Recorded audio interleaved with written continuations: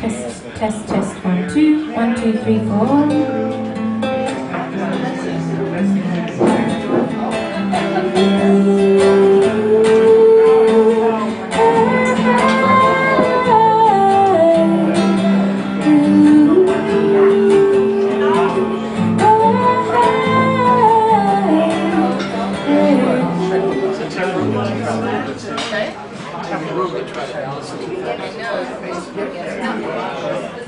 Testing 1, 2. Kate, can you hear me up the back? Can you hear very clearly the words? Okay, great. Be my friend, hold me.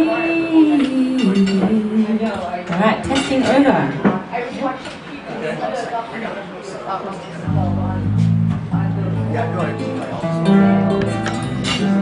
Ken, did you stand back?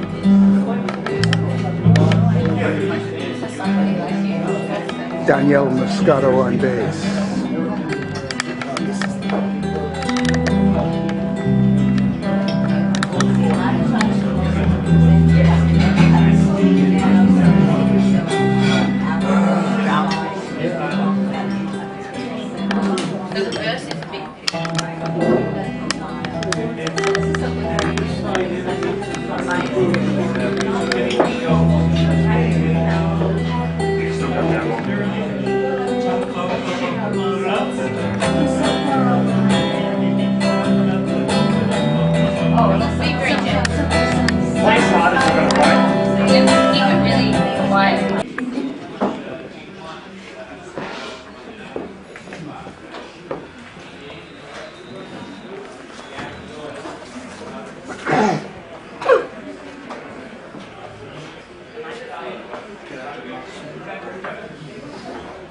All right.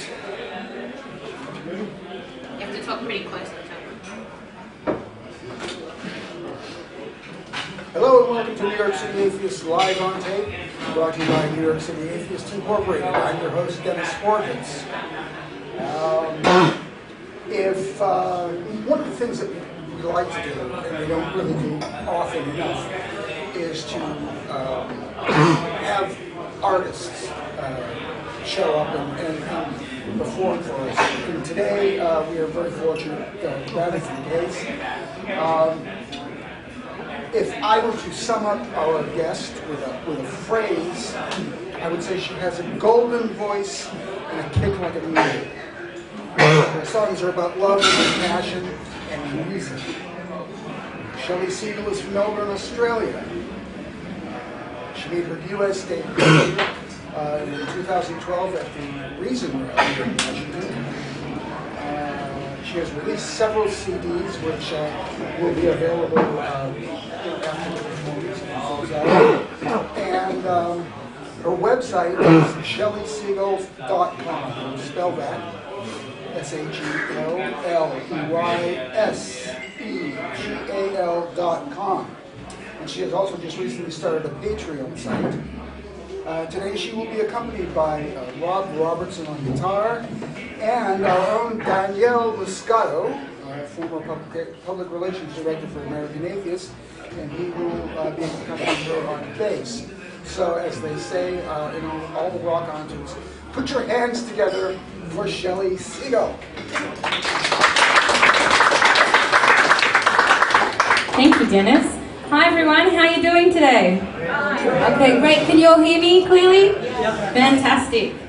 Okay, so as Dennis said, my name is Shelly, and I'm from Melbourne, Australia, and I'm really happy and excited to be here with you today and to get to perform my music. And what I'd like to do is like to tell you a bit of my story and how I got into music and why I'm playing for you guys today. And then I'm going to play some songs and tell you a bit about the background, and then at the end we can have a Q&A if you like. And if anyone else would like to get up and sing, you're very welcome. Maybe Ken's going to do an encore for us. Ken? How are your vocals? Alright, we'll see how we go. So I was brought up in Melbourne, Australia in a Jewish community, and my family, they would identify as traditional Jews. There are Jews in Australia, don't be surprised. There's not too many of us, but I think in Victoria, my state, about 60,000. And so my parents would call themselves traditional, probably by the American definitions, maybe a conservative level of observance. I call them medium Jews. So we, we celebrated all the festivals. We kept the dietary laws. We kept kosher at home, and I went to a Jewish day school. My brother and I went to a Jewish day school, and we used to go see the football every weekend. But as my family started to become more religious, we started going to synagogue every weekend. Which I don't know if that's such a good swap, the football for the for synagogue. And the synagogue that we went to was a bit more orthodox. It's interesting at home because I think it's such a small community, a lot of families that aren't particularly observant still frequent the Orthodox synagogues, and so it's a very it's a mishmash, the community. There's all levels of observance together, and so to kind of make it accessible for the lowest common denominator, we make it accessible for the Orthodox community so everyone can be together. And so I learned to sing and perform in my father's Jewish wedding band. That's how I got my start. And I would perform at bar mitzvahs and weddings, and I loved it. Sometimes if it was a more religious function, I had to wait till 9 o'clock when the more Orthodox people would go home, and then I could come and perform, because if you're not familiar, in Orthodox Judaism, a woman's voice is not allowed to be heard unaccompanied. And so I love to sing, I love to write songs. Sometimes I found it difficult in the synagogue not being able to participate in the same way that a man would. So my father and my brother would be called up to the bima to lead the congregation in song, even though I was a better singer than both of them. But I wasn't allowed to participate in leading the service, in singing, and we had gender segregation in the synagogue, so the women sit upstairs, and if you can't make it upstairs, you can sit up the back, but you have a curtain between you and the men, a separation called a mechitza. And this bothered me, but I accepted it. I accepted the biblical account of creation. My Judaism was a really big part of my everyday life. It was part of my schooling, my education. I went to Habonim. Is anyone familiar with Habonim? It's a Jewish Zionist socialist youth group, and I went every weekend with my friends, and eventually I would teach other young children about Israel and Judaism as well. And it was just a really big part of my life. And then when I was 16, I took biology as an elective in school. And with my school, it was not as religious as the Hasidic schools, as the yeshivas, but unless you took biology as an elective, you wouldn't learn about evolution as part of the general curriculum. So my brother, he went all the way through school without learning about evolution. And I took biology as an elective because I love animals. And it was there that I learned about evolution. And that was an amazing experience, because it was the first time that I questioned, maybe the Bible is not literally true. And so from then, about the age of 16 to 19, I started questioning different parts of my worldview, different parts of my belief, until eventually, when I was probably about 20 years old, when I said it for the first time, one of my bandmates said to me, "Do you believe in God?" And I said, "No, music is my religion." And so that was the first time I really realized that I was an atheist. And I started to take issue with, firstly, the way the women are treated in the synagogue, but then some of the other beliefs that are inherent to my tradition. And I started to get involved in secular activism. I joined a group in Australia called Progressive Atheists, and it changed my whole worldview, and I was hungry to learn and find better reasons for everything I believed. And so I was, really passionately engaged with this topic. I was having arguments with my family, and I was reading a lot, as much as I could. And I started to write songs about my newfound worldview and about some of the discussions that I was having with people. And eventually, I had a whole album worth of material, and I put this album together, I recorded it, and I called it an atheist album.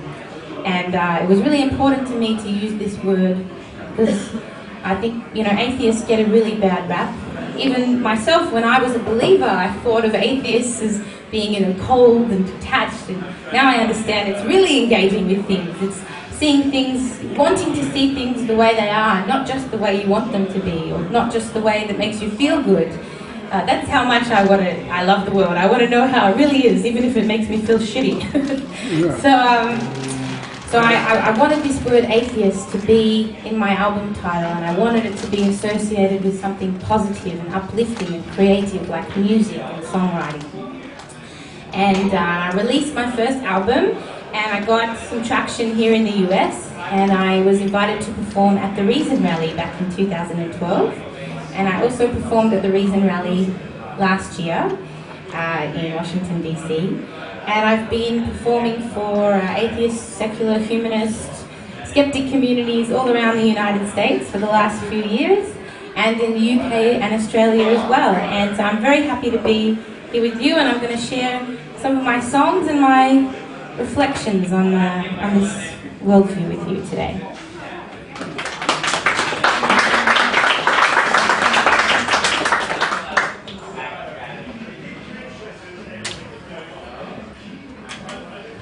So this first song came out of a discussion that I have very often with people. When I tell people about the kind of music that I'm making and the work that I do, playing to communities like this, they say, "Oh, you're an atheist.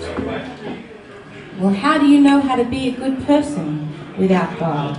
It's a question that comes up very often. People say, "How do you know the difference between what's right and what's wrong?"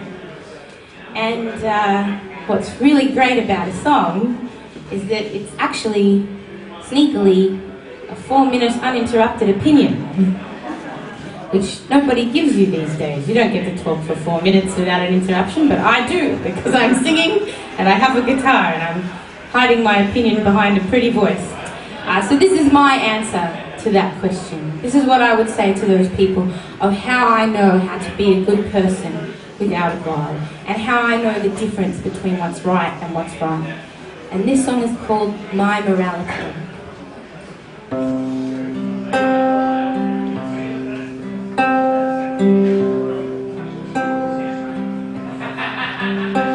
My morality has nothing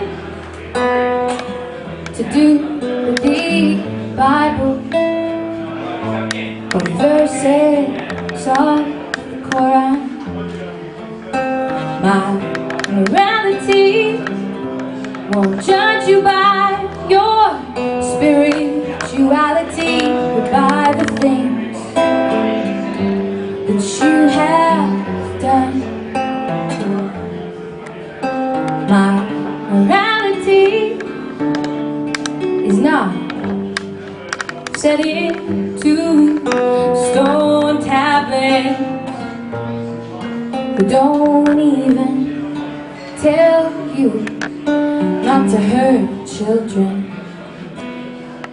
My morality is not dictated by a deity. It's developed from empathy, dependence, and love. My morality accepts everybody's sexuality, is more concerned with inequality and validation is from above. My morality is not set into stone tablets. We don't even tell you that it's worthwhile to be good for being good's own sake, that not to think for yourself can be a deadly mistake. My morality is not recitable. From memory, it's something inside of me. How I wanna be, treat others how I want them to treat me. Basically, not to hurt anybody, abhors any brutality. It stems from our common humanity, and it's what my grandmother taught to me, and it's mine because I'm free. Yeah.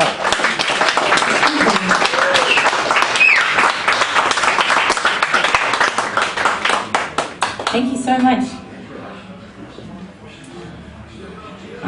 I was living in Melbourne, which is the south, it's in the south of Australia on the east coast.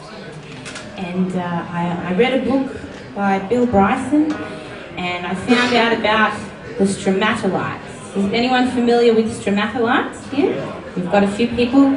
So for those who don't know, the stromatolites were the earliest life forms on our planet. And they were a cyanobacteria. They lived in the oceans 3.7 billion years ago. And they would wash up onto the shore, and they would collect and calcify. And over thousands of years, collecting and building and growing, they would form these rock-like structures. So they looked like rocks, but they were actually alive. And they had this chemical reaction that would release oxygen. And so it's the stromatolites that are responsible for the oxygenation of the early Earth, which therefore gave rise to aerobic life forms to be able to populate and take over, eventually leading to the beautiful human species. and so these stromatolites exist in a modern form today in 2 places in the world, and one of them is on the west coast of Australia. And so when I found out that the stromatolites were that close to me, I booked a trip, my little pilgrimage of sorts, and I flew cross country to the west coast. I hired a car, I got in the car and I drove up to Shark Bay, 22 hours, and I was so excited to see them. I drove straight there, and I parked the car, and I got out and I walked out onto the pier, and I looked down and I saw the stromatolites, and they looked just like rocks. But if you look for long enough, you can see a bubble of oxygen come out. And partly because of the excitement, and probably partly the delirium of driving for 22 hours, I had a sort of transcendent experience there on the pier with the stromatolites, and I felt overcome with a deep sense of gratitude, and I felt grateful for my life and for the capacity that we have for that depth of emotion and these kind of numinous experiences. And I also felt grateful to scientists, to people who have dedicated their lives to growing the body of knowledge, so that I can look at what my mind tells me as a rock, but understand in a layperson's way at least, its connection to all of life on Earth and its connection to my own existence. And I felt grateful to the rocks, and I hoped that no one could hear me, and I bent down and I whispered, "Thank you, rocks." And on the way home, I wrote this next song, and it's about that feeling of gratitude and holding on to that feeling of gratitude, even in the face of all of life's struggles and complications and hardships. And we look out at an imperfect world with all these syphilis-filled your shivers, and we're angry. We're not content. We want to push for things to be better, but that doesn't mean that we're not grateful for what we have, and we're not appreciative of the life we have. We might not have a God to say thank you to, but that doesn't mean that we're not grateful for what we have. And this song is called Gratitude.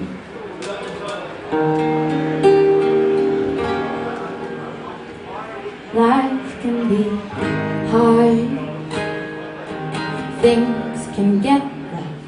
Stay on your guard and protect the good stuff. 'Cause sometimes we all feel like we've had enough. Don't wanna spend my short time feeling down and go through my days getting used to the fact. So I will express my anger where credit is due, but it won't take away from my gratitude. There's nowhere to hide when you live in a cage. You feel young inside, but on the outside you age.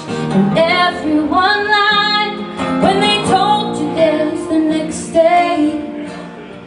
'Cause one day my memories will all be gone. Not a single one of all who I love will go on.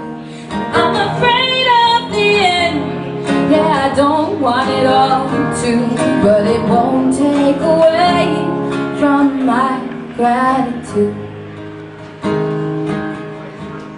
When the world is on fire and down come the rain, truth and desire help us overcome our pain. And when we take it higher, only mystery remains. And it's almost too good to be real. While it's hard to define the transcendence we feel, I don't believe in a great power to say thank you to, but it won't take away from my gratitude.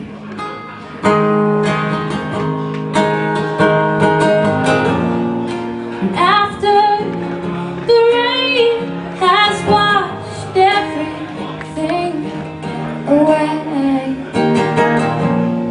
well, here comes the rainbow to brighten up your day, and to contrast with the gray. Confusion runs deep, and it's hard to know what's right.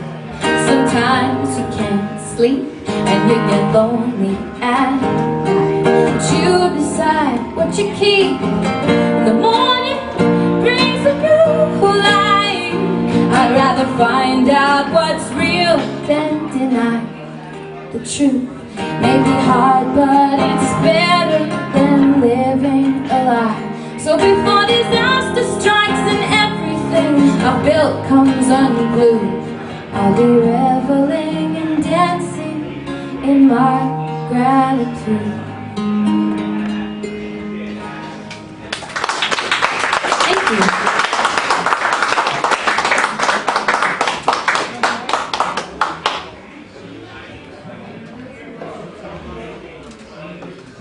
I was living in the UK, and I was on my own in my room, and I heard this spooky noise outside my door, and I thought to myself, I'm so glad that I don't believe in ghosts anymore, because there was a time